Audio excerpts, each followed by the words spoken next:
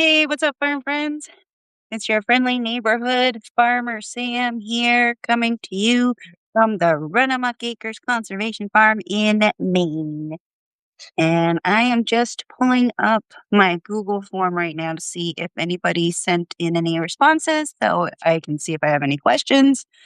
Running a little behind. The garden has been keeping me super busy this week. Now that we've gotten past the full moon, I'm trying to get all of the things planted that I've been holding off on. There's like flat after flat. Oh, one response. Um, yes, and then so it went from being like seasonal spring Maine weather to being like 90 degrees today. So I was out there. I think I made it to the garden by 8:30, which is not too bad. I was trying for 7, but by the time I got the critters taken care of, and got all of the plants into the car so I can drive them out to the garden. Um, yeah, so that was today. Ongoing project. I think I might have a garden party tonight. Like I haven't been drinking, but I'm like, because I'm gonna skip the heat of the day. I'm talking to you now. And then I'll do my lunch break and I gotta run to town. So I'm thinking maybe I'll have a little garden party tonight and just work late and plant as much as I can. Because I have seeds that need to go in, but right now I just want to get all of these plants out of the flats and into the garden. So that's what's happening here. Lots of planting this week. Um, I think I've got 2 small rounds of like summer carrots in the ground. I've got radishes in the ground. All of my long season squashes are in, so I'm pretty happy about that. Lettuces, snap peas, scallions, onions, all in the ground.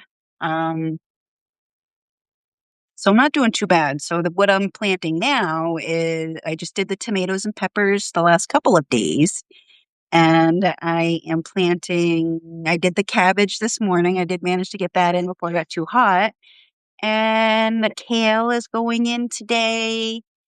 And then after that, I've been trying to get all of the essentials in the ground before I start on these other things.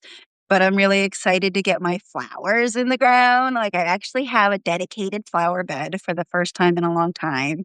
And then I've been working on this privacy hedge to give me a little bit of buffer between me and the guys. So like sometimes I'm out there working in the garden and the guys in their garage are like they're I don't know, a couple hundred yards and it's wide open so everybody can see everybody and they'll say, "Hey, good morning." I'll say, "Hey, good morning." But like there's no privacy. So when you're crawling around in the garden, it's kind of nice just to be able to not have to worry about it being watched.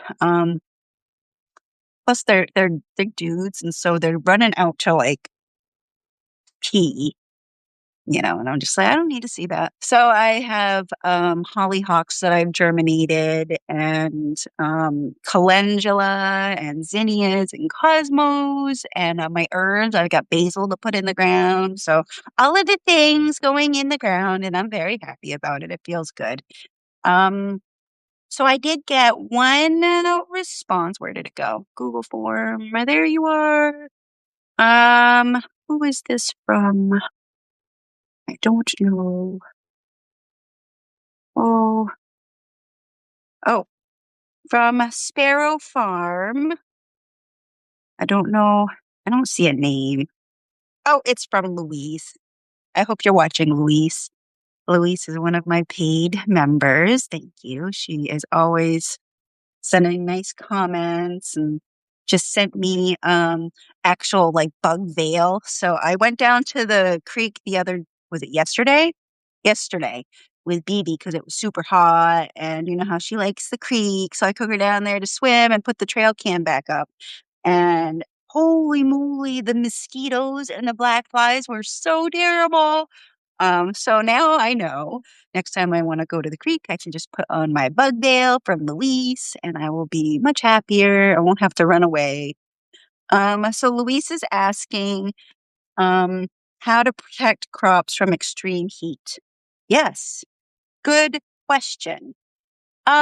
So some things you can do is strategic planting. If you can plant, let's say you have short things like your lettuces. Lettuces want cooler conditions. So if you can plant them behind a trellis of cucumbers or a wall of sunflowers or behind your pole bean trellises or in between brassicas. So they'll do really well under like the canopy from your broccoli or kale.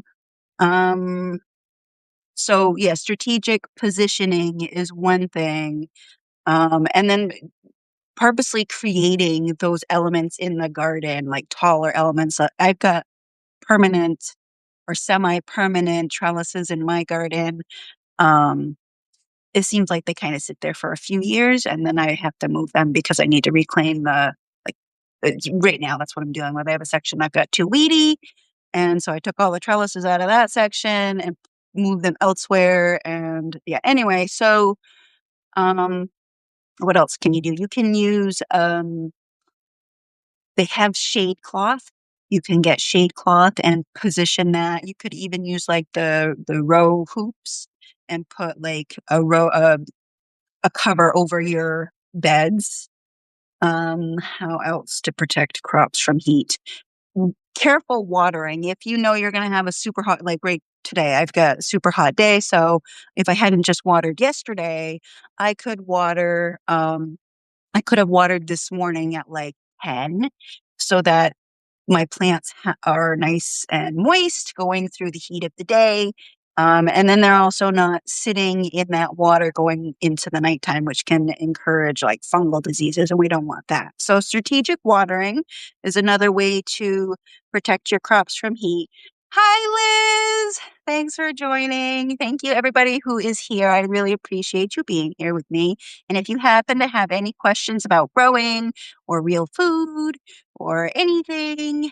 Yes, Liz, these are my Duluth overalls. I'm so excited. I sprung for two pairs around Mother's Day and I called it my gift from the farm. So the farm bought me a Mother's Day gift. I got this pair and then I got a pair of like darker blue ones, but they're nice and light and comfortable and I'm pretty happy with them. Yep, it's a good thing. I was gonna have my sister hold the camera so I could do the somersault thing, and she's got a new boyfriend, so she hasn't been over as much. How dare she? Okay, so back to our questions. Lots of pockets. Yes, I've got pockets on the hang on, I'll show you. Pockets on the side, like that. I've got pockets over here, pockets on my ass, and then I've got this big pocket up here. All right, that opens and it's got a little divider between. I don't really use this one because, my girls get enough attention. I don't really need more on that part of my body. But I've got the pockets. We got it going on. Yeah. So if anybody is interested, Duluth's heirloom garden overalls. I highly recommend them. They have different sizes and patterns, and they change their patterns seasonally. So it's not always the same thing. And like patterns they've had in the past, I wish I could get my hands on. Anyway, so yep, they're good. Um, so back to Luisa's questions. She is saying, so Luis grows in Japan, for those who don't know, and apparently they deal with a lot of heat and insect pests. She says she already has beautiful cucumbers. What's an area you're feeling behind or overwhelmed? Louise says she is dealing with spiny caterpillars and she just found them yesterday on the grapevines. How to catch them all? It's hard to say without knowing the specific caterpillar, Louise, because what you have over there is going to be drastically different from what I have here in Maine. I don't know if you guys have any sort of cooperative extension or service, university service over there that might provide that service that we have here in the States that might be worth looking into. Um, because you're going to treat different caterpillars with different, if you're going to use a pesticide, even if it's an organic one or homemade pesticide, you need to know if it's like a chewing caterpillar or if it's a sucking pest. Um, aside from hand picking them, I don't know how you could catch them all. So my recommendation is to find out more about the caterpillar and see. It would be useful if you had a network of gardeners in your area there in Japan, because they're going to know their regionally specific treatments, you know. So that's the best I can do on that one, I'm afraid. But let's see what else she says here. And again, I'm reminding you folks, if you would like to drop any comments in the chat section, any questions you happen to have, or if something comes to your mind while we're chatting, or just, you know, observations and remarks, I'm happy to see them. Um, so what are you working on this season? Louise says seed starting and transplanting, garden bed prep. Me too. And pest control, ongoing pest control. I really like the row covers as a proactive approach to um, dealing with pests. And so I've got my insect netting covering like a big swath of my garden. Um, and that just allows, like, it's on my squashes. And so that allows my cucurbits to get a head start before the cucumber beetles are full fledged. And so by the time I remove it, my plants are much bigger and able to tolerate some of the pressure. And by that point, the cucumber onslaught is kind of slowing. It's like on the other side of it. So less pressure. So that helps. Pest control. If we're going to be talking about integrated pest management. Actually, before we go on with this, let's jump back over and talk about, hang on here, upcoming events. Where's my, no, not that. I've got like a list here. There it is. Okay. Upcoming content. Let's talk about that first. Um, So a couple of things I just want to make sure are on your radar. The series that I've been running, I was calling it "Nobody's Coming to Save You," but I noticed that David McElroy is doing a similar series, and I didn't. It was too close, and it also sounded kind of negative. So I changed it to "The Radical Act of Opting Out," and that's the series where I'm sharing my journey to going back to farming and writing full time. And it's also about, you know, opting out of these systems that we don't really want to be a part of. Um, so that is coming out on alternating Saturdays. They alternate between a free and a paid episode. So I'm sharing much more personal information, like um, finances in particular, in some of these posts. And so I hope that some of you will upgrade to paid if you're able to. If not, I totally understand. And episode 4 is going to be coming out not this Saturday, but next Saturday. And we're going to be talking about, so this won't appeal to some of the men in the group, but we're going to be talking about, I lost my train of thought.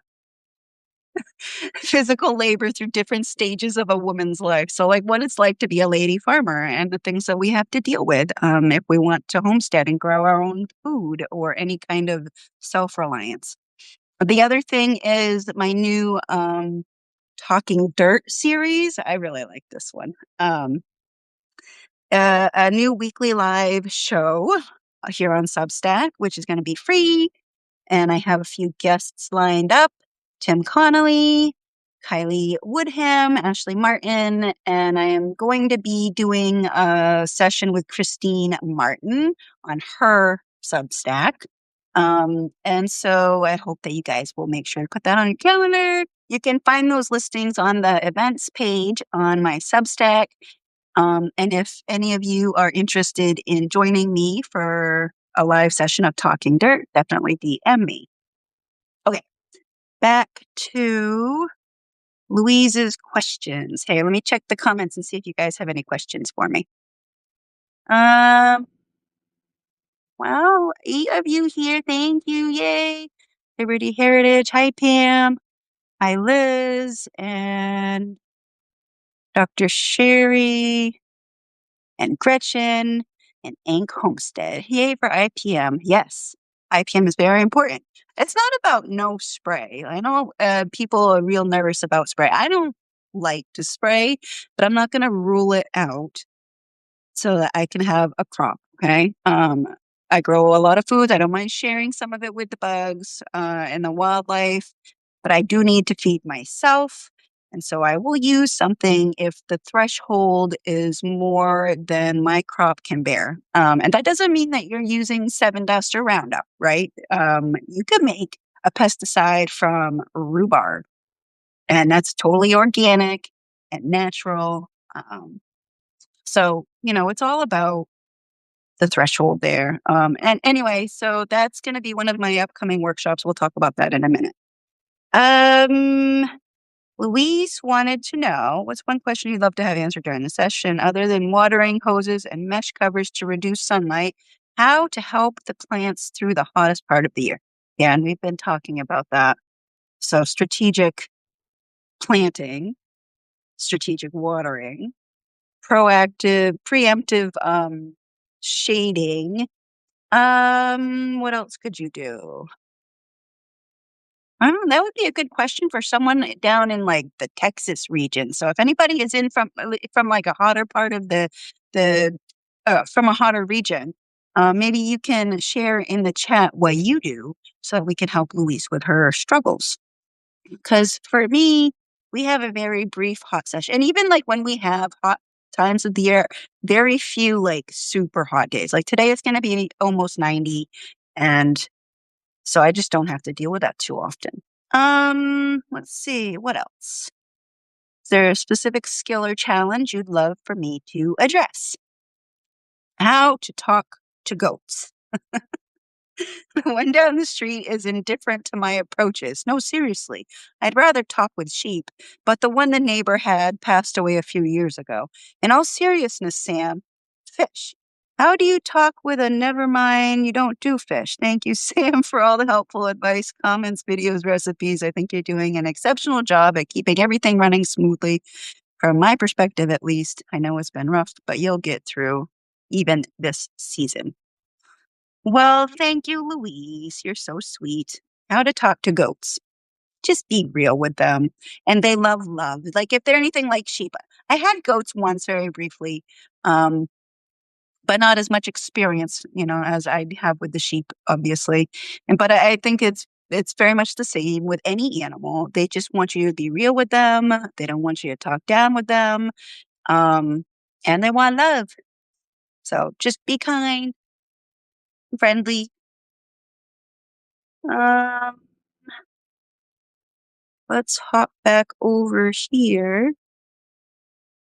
Monthly workshops. I don't know if you guys saw this, but I am now offering workshops, or at least I would like to, if the interest is there. So if you are interested, like in the IPM workshop, what else do I have coming up here? I've got a succession sowing workshop coming in July.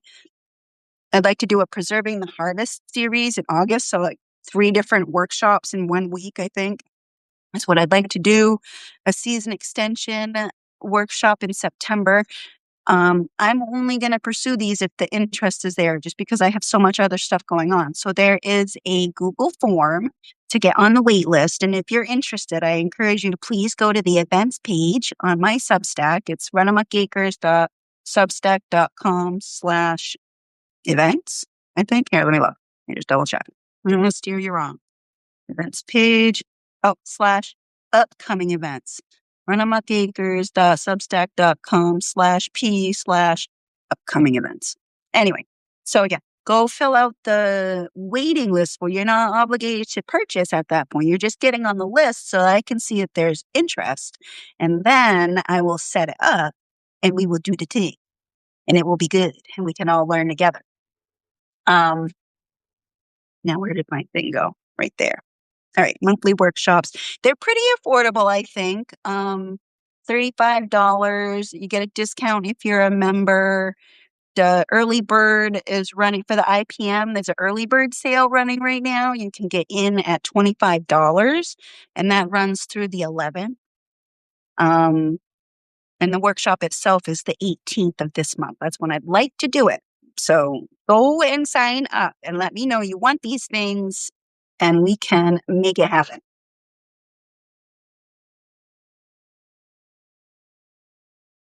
Um, where was I?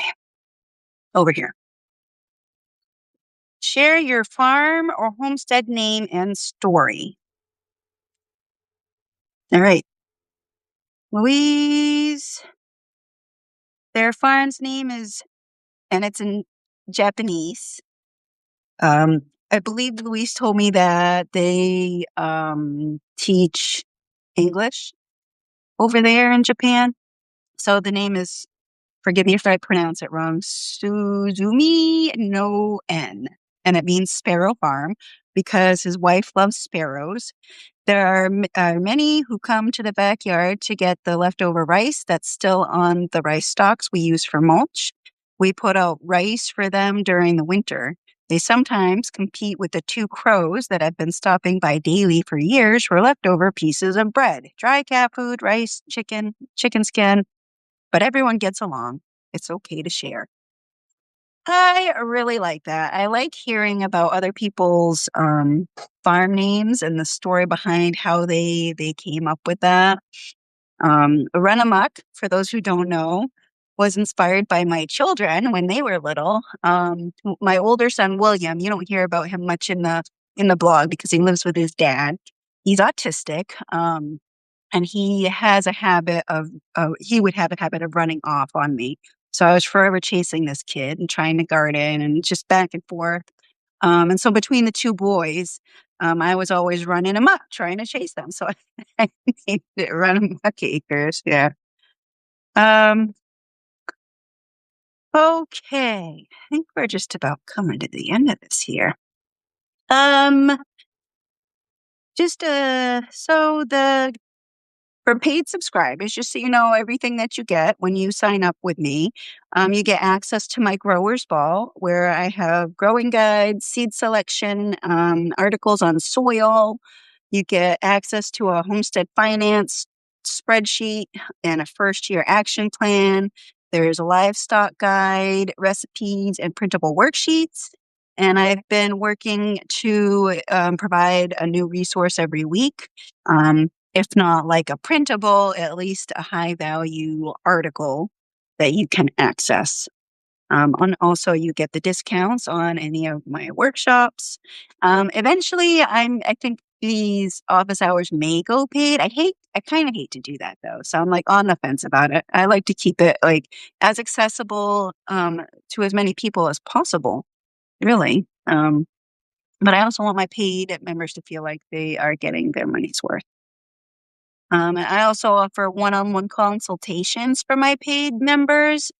We can schedule a 30-minute session for annual subscribers where we can talk about your garden, your setup, where to start, or troubleshoot any issues you have. And to do that, if you are a paid member, um, Sandra says I can send you recipes. Send me recipes. Send me recipes, especially anything with like related to seasonal foods. I really like, and I can share that with my CSA members too. And of course on the blog. Yeah, share and share alike. Yeah. So if you are a paid member already and you want to take me up on the consultation, all you have to do is reach out to me. I believe I think I have it set up so that when I get a new paid subscriber, they get an email and there's like a link in there in that email where you can schedule with me for your consultation. But I worry that some folks are missing that. So yeah, if you're interested in taking me up on that, definitely reach out to me. Um, yes, Sandra, we should definitely connect. Please DM me, and we can talk about it. Building a preserving recipe library. Ooh, what are you preserving? I like preserves. Okay. Bye, Liz. Thanks for stopping by. Much love to you. Where are we? Yeah, did anybody have any other questions about growing? We're just about to wrap up here. Um, what do we have coming up? Next week I have a couple of different get to know you phone calls for upcoming live sessions. Do I have anybody on my calendar? Oh, on the 10th, I'm going to be live with Ashley Martin, and we're going to be talking about how I grow no-till without machinery. She and her partner are working to go no-till where they are, and she has a lot of questions. And so we thought we would turn it into a live. So I hope you will join us for that. Um, Meanwhile, I don't know if you heard, but the car I've been using for the last few months has to go back to its owner.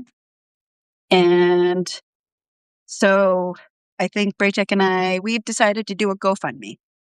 I'm going to be raising funds for a vehicle for the farm. I need reliable transportation because we're in the middle of nowhere. I've got to get Braytek back and forth to work. I'm not asking anybody to give what they can't, but if you want to support the farm directly, this is how it's going to happen. So that will be probably launching, I don't know, as soon as possible, really, because I'm going to be without wheels. I'm going to have to borrow my neighbor's car until I can get wheels. So we will talk more about that coming up. But just to recap, Sandra says we're doing a lot for Wisconsin. Oh, yeah, I bet you are. Nice.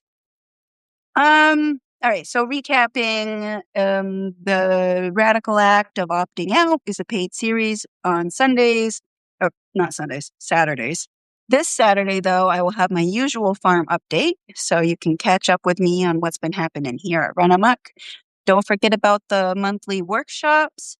The IPM workshop is going to be on the 18th of June, I hope. Please go and get on the wait list or for any of the workshops. All the other workshops, there's a wait list for. Get on the wait list so I know you want it.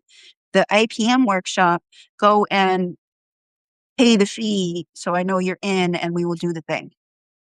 The Growers Vault comes with the paid subscription, and then one-on-one consultations. Please DM me to book. If any of this sounds like something that you would like help with, or you're ready to take the next step, please DM me today.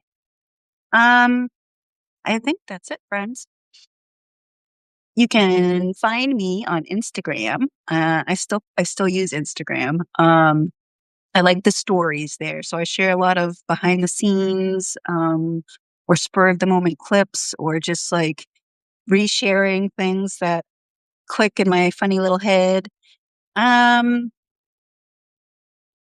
think that's it. Okay.